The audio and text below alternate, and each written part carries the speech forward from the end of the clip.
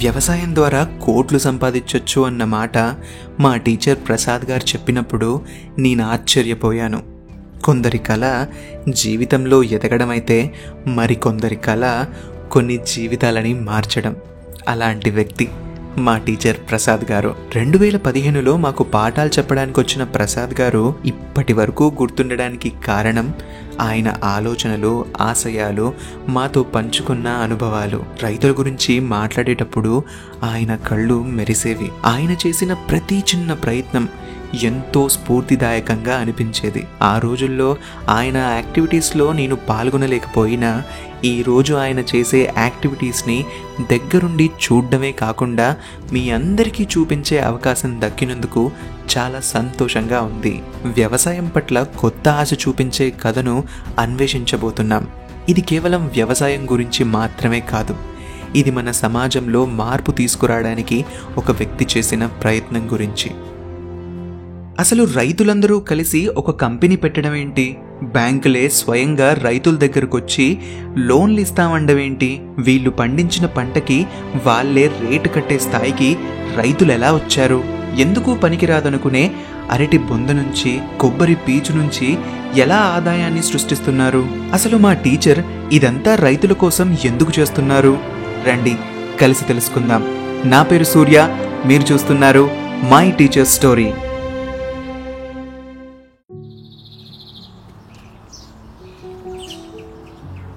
ఇష్టపడిన బీటెక్ని ఎంతో కష్టపడి అయితే జాయిన్ అయ్యాను. జాయిన్ అయ్యి అందరిలాగా రెగ్యులర్గా కాలేజీలకు వెళ్ళడం, చదువుకోవడం, క్లాస్లో కూడా ఫస్ట్ క్లాస్ స్టూడెంట్ని. ఈ ప్రాసెస్లో థర్డ్ ఇయర్ అయిపోయి ఫోర్త్ ఇయర్కి వచ్చేటప్పటికి నన్ను కదిలించిన సంఘటన ఒకటి ఉంది. అదేంటంటే ఫార్మర్ సూసైడ్స్. తను కష్టపడి పెట్టుబడి పెట్టి తన కాయ కష్టాన్ని పక్కన పెడితే మిగిలిన పెట్టుబడి తప్ప ఆదాయంలో లాభం లేకుండా పోయింది. సో నేను ఎంచుకున్నానంటే రైతుకి లాభం మిగలాలి, రైతు నష్టపోకూడదు. మధ్యవర్తి అనే అతను రైతుకి సహకారం అందించేలా ఉండాలి తప్ప రైతుని పీడించుకు తినేలా ఉండకూడదనే ఉద్దేశంతోనే సార్డ్ అనే స్వచ్ఛంద సంస్థని నేను నా స్నేహితులతో కలిసి స్టార్ట్ చేసాం. మా ఊరు కుమారదేవి అండి, ఒక చిన్న పల్లెటూరు.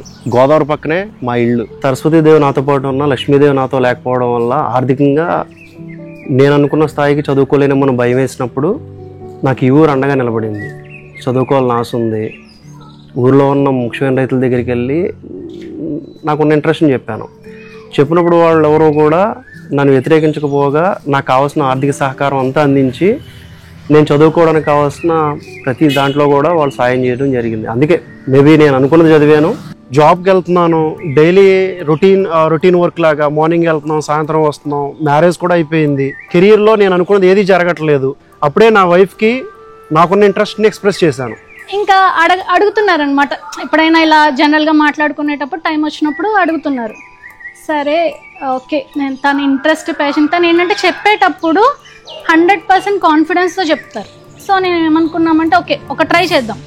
లైఫ్లో వెనక్కి తిరిగి చూసుకుంటే నేను నీ లైఫ్లోకి వచ్చినందుకు నువ్వు అనుకున్న లక్ష్యాన్ని చేరుకోలేదని బాధ నీకు ఎప్పటికీ రాకూడదని చాలా హంబుల్గా, చాలా లవబుల్గా నా కోసం అన్నీ సాక్రిఫైస్ చేయడానికి రెడీ అయ్యి సార్డ్ అనే పట్టియాన్ని మళ్ళీ తిరిగి పట్టాలెక్కించడం కోసం 2018లో పూర్తిగా జాబ్ వదిలేసి ఎఫ్ఈఓస్ అనే కాన్సెప్ట్ని తీసుకొచ్చానండి.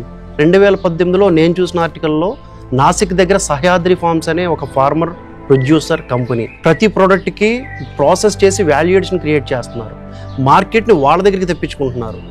బ్యాంకర్స్ వెళ్ళి ఆ రైతులను బతిమాలుకుంటున్నారు, మేము మీకు లోన్స్ ఇస్తామని. ఈ సిస్టమ్ మొత్తం ఎందుకు ఇలా జరుగుతుంది అంటే నేను అబ్జర్వ్ చేసిన దాంట్లో నాకు అర్థమైంది ఏంటంటే అక్కడ రైతులందరూ యూనిటీగా ఉన్నారు. నేను పుట్టిన ఈ జిల్లాలో, నేను పుట్టిన ఈ గ్రామంలో కూడా ఇలాంటి ప్రొడ్యూసర్ కంపెనీని తీసుకొచ్చి రైతులందరినీ కూడా ఒక గ్రూప్ కింద చేసి మొట్టమొదటి ఎఫ్ఈఓని నేను పుట్టిన స్వగ్రామమైన కుమారదేవంలో మనం స్టార్ట్ చేయడం జరిగింది. సుమారు 18,000 మంది రైతులతో కలిసి ఈ సార్డ్ ఎన్జిఓ తరపు నుంచి 28 ఎఫ్ఈఓస్ని తయారు చేసుకుని సక్సెస్ఫుల్గా నడుపుకుంటున్నాం. మేము అందరం ఏం చేస్తామంటే రైతులకి మండలం వైజు ఒక్కొక్క కంపెనీ పెట్టుకుంటూ, రైతుల కంపెనీ, సెంట్రల్ గవర్నమెంట్ రైతులందరినీ ఒకే పంట పండించే రైతులందరినీ కంపెనీగా పెట్టమని చెప్తుంది.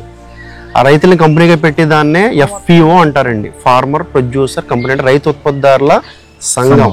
మెయిన్ భూమి యొక్క భౌతిక స్థితిని కాపాడాలని, భౌతిక స్థితి అంటాడు కదా, అదే పచ్చి రొట్టెలు అయినాయి, ఇంకోటి అవునాయి. తర్వాత వ్యవసాయం చేసే వ్యవసాయదారులు లేరు. వ్యవసాయదారులు పిల్లలు చదువుకుని టౌన్లకు వెళ్ళిపోయారు. అంతా కౌలుదారీ వ్యవస్థ మీద ఆధారపడి ఉంది.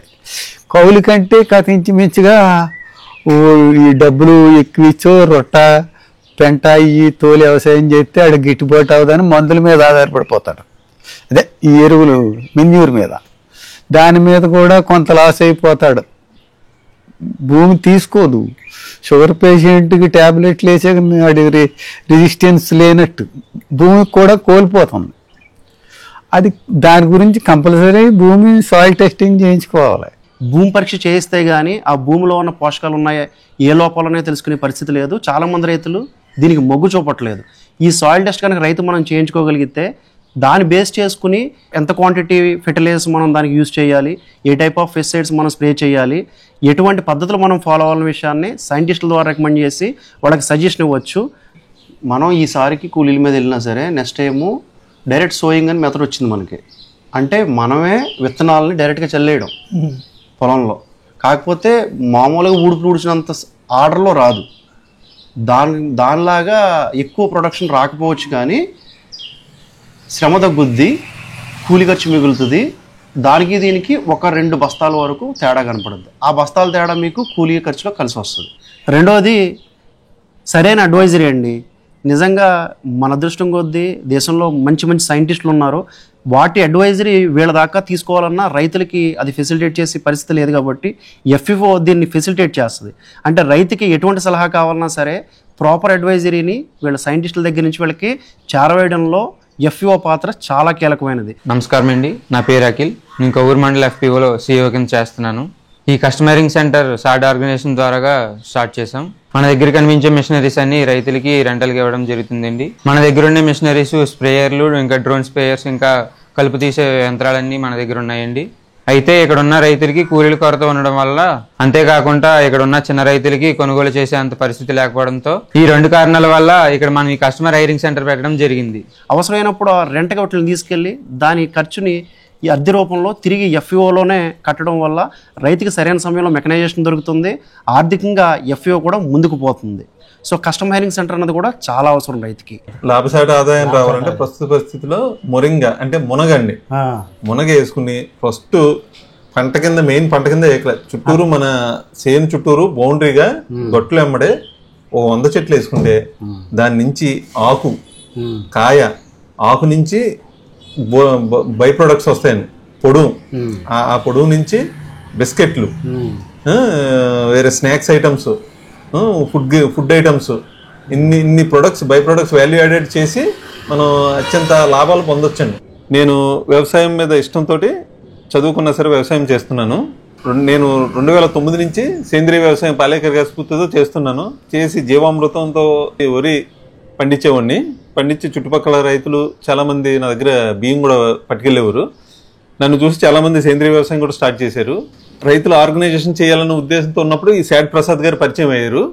పరిచయం అయితే 2019లో శాడ్ తరఫున ఈ FPO group Devarapalli mandal farmers producer organization అని చెప్పి స్టార్ట్ చేసాం. స్టార్ట్ చేసి దీని ద్వారా ఒక 500 మందిని గ్రూప్ సభ్యులుగా చేర్చుకుని వాళ్ళకి సేంద్రీయ వ్యవసాయం తరఫున అత్యంత క్లిష్ట పరిస్థితిలో పంట పాడవుతున్నప్పుడు మాత్రమే మనం కెమికల్ ఫెర్టిలైజర్, కెమికల్ పెస్టిసైడ్ వాడుకునేలాగా రైతులకి సలహాలు సూచనలు ఇస్తే ఆదర్శంగా ముందుకు తీసుకెళ్తున్నాం. రైతులు కూడా మా సలహాల ద్వారా చాలా మంది లబ్ధి పొందుతున్నారు. ఈ విధంగా ఈ గ్రూప్ సక్సెస్ఫుల్ గానే రన్ అవుతుంది. Turnover last year 4 crores ఉంది, ఇయర్లీ ఎస్టిమేటెడ్ అప్రాక్స్గా. ఈ year this year they are expecting 10 CR. రైతుకి అప్పు పుట్టడం అన్నది చాలా కష్టమైన పరిస్థితి. సింగిల్గా ఉండడం వల్ల రైతుకి అప్పు ఇవ్వడానికి బ్యాంకులు కూడా ముందుకు రావట్లా. కానీ FPOలో కనుక వీళ్ళందరూ భాగస్వాములు అయితే కంపెనీని చూసి, కంపెనీ యొక్క వృద్ధిని చూసి బ్యాంకర్స్ వీళ్ళకి లోన్ ఇచ్చే పరిస్థితి ఉంది. సో ఫైనాన్స్ని కూడా వీళ్ళు చేతిలో పెట్టుకోవడం వల్ల వ్యవసాయంలో ఎదురయ్యే ఆర్థిక ఇబ్బందులను తట్టుకోగలుగుతున్నారు. ఇప్పుడు మనం ఉన్నది ఆంధ్రప్రదేశ్ తెలంగాణలోని లార్జెస్ట్ బనానా మార్కెట్ ఇది. ఇక్కడికి రోజు 5,000కి పైగా రైతులు వస్తూ ఉంటారు. బిజినెస్ ఎంత అవుతుంది రోజుకి? ఇక్కడ 3 కోట్లు. ఇంకా ఆప్షన్ లేదంటే ఇలాంటి మార్కెట్ ఎక్కడ లేదు. అమ్మాలంటే ఏ ఏరియాలో కూడా ఎక్కడ జరగదంటే ఇలా ఉండదు, మోసం ఉండదు. రైతు అమ్ముకోవచ్చు, రైతు కొనుక్కోవచ్చు, కొనుక్కెళ్ళచ్చు. అంటే ఓపు చూసి కొనుక్కోవచ్చు కదా. ఇదే లోడు 20 రూపాయలు అమ్ముతాం, ఇదే లోడు 2,000 అమ్ముతాం, ఇదే లోడు 3,000 అమ్ముతాం. అంటే వాతావరణం బట్టి, మార్కెట్ బట్టి ఫాలో అవుతూ ఉంటాం. నువ్వు అమ్ముకోవచ్చు, నువ్వు కొనుక్కోవచ్చు, ఆడు కొనుక్కోవచ్చు. దీనికి ఏముండదు, ఒక గెలంత కాడికి అర్థమే, గవర్నమెంట్ పనికి అర్థమే అండి, ఏమి ఉండదు, మోసమే ఉండదు. రైతు ఎన్ని కష్టపడి కాయ కష్టం చేసి ఎన్ని చేసినా చివరికి తను పండించిన ప్రొడ్యూస్కి మార్కెట్ రేట్ రాకపోతే మాత్రం తనకు విలువ లేనట్టు ఫీల్ అవుతారు. అలాంటిది మార్కెట్ తన దగ్గర రావాలంటే సింగిల్ ఫార్మర్తో మార్కెట్ని తన దగ్గర తీసుకునే పరిస్థితి లేదు. విడిగా అయితే దెబ్బలాడతా ఉండదండి, వాస్తవం మాట్లాడుకుందాం. ఇది ఆడగడ కలిసి అయితే అడగడానికి ఉంటది, రేటు పెంచమడానికి ఉంటది, దెబ్బలాడతా కూడా ఉంటది. ఒక గొంతు అయితే ఈ టాటర్ వరకైనా పడుతుంది అండి, 10 గొంతులు అయితే ఆ చివరి వరకైనా పడుతుంది. ఎఫ్పిఓలో ఉండడం వల్ల రైతులందరికీ కూడా చాలా బాగుందండి, బెనిఫిట్ కానీ మార్కెట్ వాల్యూ కూడా అందరం కలిసికట్టుగా తీసుకోవడం జరుగుతుందండి. బయట నుంచి ఎవరు వచ్చినా కానీ ఒక కమిట్మెంట్ మీద ఉండి చేసుకుంటున్నాం. దగ్గరలో మాకు ఎఫ్పిఓ ఉండడం వల్ల అందరం పరికరాలు అయ్యి తెచ్చుకుని చేసుకోవడానికి గట్రా బాగుంటుందండి. అన్ని మా కుమార్దేవన్ సైడ్ యాక్చువల్లీ ఏంటంటే బనానా ఎక్కువ ఉంటుంది. బనానా స్టెమ్ని వేస్ట్గా పడేస్తూ ఉంటారనమాట ఈ బనానాస్ తీసుకున్న తర్వాత. మా టీంకి ఏం ఆలోచన వచ్చిందంటే, ఓకే వై నాట్ మనం బనానా ఎక్స్ట్రాక్షన్ యూనిట్ ఎందుకు స్టార్ట్ చేయకూడదు, ఉమెన్ ఎంపవర్మెంట్ చేయొచ్చు కదా, దాని ద్వారా 15-20 మెంబర్స్కి okay we work on that అంటే కొంచెం రీసెర్చ్ వర్క్ చేసుకొని ఓకే స్టెమ్స్ ఇవన్నీ కలెక్ట్ చేసుకోవాలని చెప్పి ఒక బనానా ఎక్స్ట్రాక్షన్ యూనిట్ని స్టార్ట్ చేసాం. స్టెమ్స్ అవన్నీ పెట్టి ఫైబర్ ఎక్స్ట్రాక్షన్ తీసి ఆ ఫైబర్ నుంచి పేపర్ ప్రొడక్షన్ చేసేవాళ్ళం. కొంత మార్కెట్కి ఇచ్చేస్తాము, కొంత ఫైబర్ మాత్రం పేపర్ మేకింగ్లో వాడతాం. కేవీకే తరఫు నుంచి మన ఆర్గనైజేషన్తో ట్రైనింగ్ ఇచ్చారండి. ఎలా అంటే అరటి నార ఉంటుంది చూసారా, ఆ నారతోనే మనం ఇది చేసుకున్నాం. సాడ్ అనే సంస్థ ద్వారా వేస్ట్ ప్రొడక్ట్ నుంచి వస్తువులు ఎలా ఉత్పత్తి చేస్తారు అని మాకు తెలిసింది. మేము అట్టినారతో ఎన్ని వస్తువులు ఉపయోగించుకోవాలి, ఎన్ని వస్తువులు ఎలా తయారు చేసుకోవాలో మేము నిజంగా ట్రైనింగ్కి వెళ్ళాక చాలా బాగా తెలుసుకున్నాం. మాకు నిజంగా ఊళ్ళో చెప్పాలంటే కనీసం బయటికి కూడా వెళ్ళినా పని కూడా దొరకదు, అలాంటి పరిస్థితి మా ఊర్లో. ఎందుకంటే మేము అడవుల్లో జీవిస్తూ ఉంటాం, అందుకోసమే మాకు అవగాహన అంటే ఏంటో కూడా మాకు తెలియదు. నిజంగా పని వల్ల బయటికి వెళ్ళి ఎలా చేసుకోవాలి అంటే అన్నది కూడా తెలియదు. ఈ చుట్టుపక్కల తప్ప పనులు మాకు బయట చేసుకోవడం తెలియదు పనుల కోసం. అలాంటిది మాకు నిజంగా ఈ అట్టినారతోటి నిజంగా నార తీసి వాటితో ఎన్ని వస్తువులు తయారు చేసుకుంటున్నాం ఏంటని మాకు అవగాహన చాలా బాగా ఇచ్చారు. ఇది నిజంగా ఇంటికాడ ఉండి చేసుకుంటే చాలా ఉపయోగకరమే. మనం ప్రమోట్ చేసిన ఫార్మర్ ప్రొడ్యూసర్ కంపెనీస్లో కొబ్బరి బొండాలు అలాగే కొబ్బరికాయలకి ప్రత్యేకంగా ఒక ఎఫ్ఈఓ ప్రమోట్ చేయడం జరిగింది. మొదట్లో ఎఫ్ఈఓ రాకముందు ఈ రైతులు ఏం చేసేవాళ్ళు అంటే విడివిడిగా వాళ్ళ కొబ్బరి బొండాలని మధ్యవర్తుల ద్వారా అమ్ముకోవడం జరిగేది. ఇప్పుడు ప్రాసెస్ అంతా మార్చేస్తాం. ఎఫ్ఈఓలో ఏ రైతులైతే కొబ్బరి బొండాలని ప్రొడ్యూస్ చేస్తున్నారో వాళ్ళు ప్రొడ్యూస్ చేసిన బొండాలుగా ఉన్నవైతే మార్కెట్కి తాగడానికి వాళ్ళకు బయ్యని కనెక్ట్ చేసి పంపిస్తున్నాం. బొండం ముదిరిపోయిన తర్వాత దేవాలయాలకు పంపేది కానీ రెస్టారెంట్లకు పంపేది కానీ కొబ్బరికాయలు కావాలి. కాబట్టి కొబ్బరికాయలు కావాలంటే అది కొంచెం ముదిరినకాయ కావాలి. ఆ ముదిరికాయని మీరు చూసారా, ఈ ప్రతి ప్లేస్లోనూ ఒక కలెక్షన్ సెంటర్ కింద పెట్టి ఇక్కడే ప్రాసెస్ చేస్తున్నాం.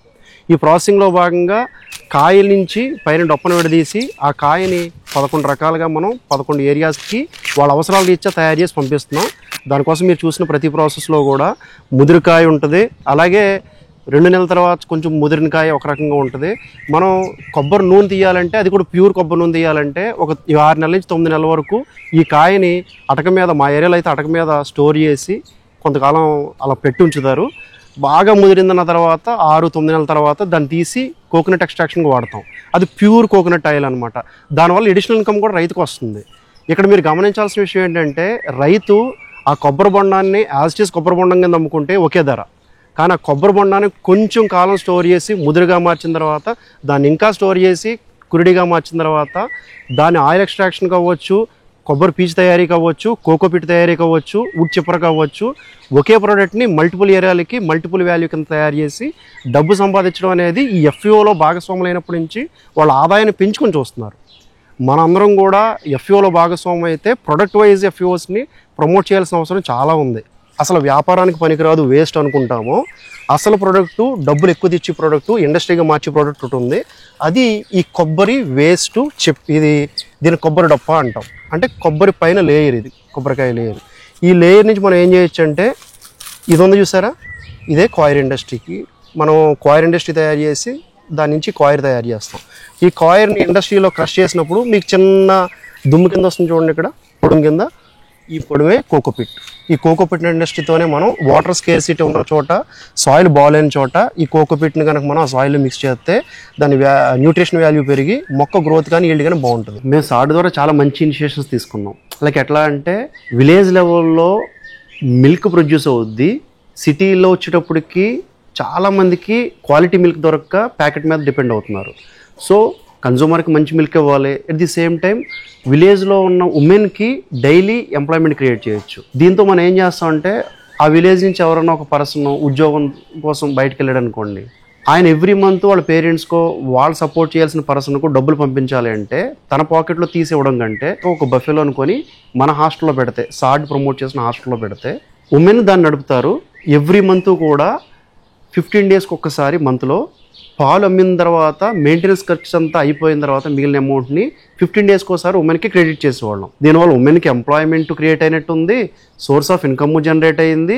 అన్నిటికంటే మెయిన్ ఏంటంటే క్వాలిటీ మిల్క్ని కన్జ్యూమర్కి కూడా హెల్తీగా ఇవ్వగలుగుతున్నాం. సో మల్టిపుల్ ఇందులో ఏంటంటే బెనిఫిట్స్ ఉన్నాయి చూసారా, ఈ బెనిఫిట్స్ కోసం మేము పెట్టిన యానిమల్ హాస్టల్ సక్సెస్ అయ్యింది. సో ఈ మోడల్ని చాలా చోట్ల ఇంప్లిమెంట్ చేస్తున్నాం. ఈ సిటీ లైఫ్లో ఉన్నప్పుడు సూర్య నాకు అసలు ఏం అర్థమయ్యేది కాదు. అంటే ఈ క్రౌడ్ చూసి కంగారు వచ్చేసేది. వీళ్ళలో చాలామందిలాగే నేను కూడా మెకానిక్ లైఫ్ లీడ్ చేయాలా, మనకున్న కళల్ని లేదంటే చిన్న చిన్న అంబిషన్స్ని ఇక్కడే కిల్ చేసేసుకోవాలా. సో ఏదైతే అయిందని చెప్పి కంప్లీట్గా డెసిషన్ తీసుకున్నాను. తిరిగి చూస్తే నాకు నచ్చిన ప్లేస్లో ఉన్నాను. నువ్వు చూస్తున్నావు కదా, డే స్టార్ట్ అవడమే చాలా ప్రెజెంట్గా స్టార్ట్ అవుతుంది. నాది ఒక మంచి కాఫీ, ఇష్యూస్ ఏమైనా చూసుకోవడానికి న్యూస్ పేపర్ ఆర్టికల్స్, నా కోసం వచ్చే ఫార్మర్స్, వాళ్ళకి నాకు తెలిసింది చెప్పి అడ్వైజెస్, ఇవన్నీ క్లోజ్ అయ్యేటప్పటికి హ్యాపీగా రెడీ అయ్యి ఫీల్డ్కి వెళ్తాను. ఫీల్డ్లో కూడా ఫార్మర్స్తోనూ వాళ్ళకి ఏమన్నా మనం చేయాల్సిన సపోర్ట్స్ గురించి, కొత్త కొత్త విషయాల గురించి మాట్లాడడం, డే అంతా బాగా క్లోజ్ అవుతుంది. ఏదైనా చిన్న ప్రెజర్ ఉందనుకో సూర్య, ఈ మొత్తం ప్రాసెస్లో కూడా ఈవినింగ్ ఇంటికి వచ్చేటప్పటికి నాకు నా 2 పిల్లలు వాళ్ళు చూసేటప్పటికి ఆ చిన్న ప్రెజర్ కూడా పోయి ఫేస్లో స్మైల్ వచ్చేస్తుంది. మార్నింగ్ ఎట్లా అయితే నవ్వుతా స్టార్ట్ చేశానో ఈవినింగ్ పడుకునే వరకు నా ఫేస్లో స్మైల్ అలానే ఉంటుంది. చాలామంది ప్యాషన్ అని అంటూ ఉంటారు, కానీ వాళ్ళకి నచ్చింది చేసినప్పుడే తెలుస్తుంది నిజంగా వాళ్ళకి ఎంత ఇష్టం ఉంది అని. అంటూ ఉంటారు కదా, దూరంగా ఉన్న కొండలు నున్నగా కనిపిస్తాయి, దగ్గరికి వెళ్ళి చూసినప్పుడే అవి ఎంత గరుగ్గా ఉన్నాయో తెలుస్తుంది. ఎంతటి కష్టమైనా సరే ముఖం మీద చిరునవ్వుతో సంతోషంతో ఎదుర్కొంటారు చూడండి, అది నిజమైన ప్యాషన్. చిన్నప్పటి నుంచి సినిమాల్లో, న్యూస్ పేపర్స్లో రైతుల కష్టాలు నష్టాలు ఒక పేదవాడిగానే చూస్తూ వచ్చాం. కానీ ఇక్కడ వాళ్ళని చూశాక నా అభిప్రాయం మారింది. ఇక్కడున్న రైతుల ముఖాల్లో సంతోషాన్ని చూశాను. ఎంతటి కష్టం వచ్చినా సరే ఎదుర్కొందామనే ధైర్యాన్ని చూశాను. ఈ విధంగానే ప్రతి విలేజ్లో రైతులందరూ ఐకమత్యంగా ఉంటే ఎన్నో అద్భుతాలను చూస్తాం. భారతదేశపు యువత వ్యవసాయ రంగంలో అడుగు పెట్టడానికి ఒక అద్భుతమైన అవకాశం ఉంది. వ్యవసాయంలోకి రమ్మంటే వ్యవసాయం చెయ్యాలని కాదు, వ్యవసాయం చేసేవాడికి సహాయం చేసినా సరిపోతుంది. ఆర్గానిక్ ఫార్మింగ్ అని, agritech startups, food processing, sustainable packing, export businesses, అంతెందుకు అగ్రి వేస్ట్ నుంచి కూడా వెల్త్ క్రియేట్ చేయడం చూశాను. ఇందులో లిమిట్లెస్ పొటెన్షియల్ ఉంది. భారతదేశపు యువత శక్తి రైతుల బలంతో కలిస్తే వైభవమైన సమృద్ధమైన వ్యవసాయ రంగాన్ని సృష్టించగలరు. మరో మజిలీతో మళ్ళీ కలుసుకుందాం. This is Surya signing off.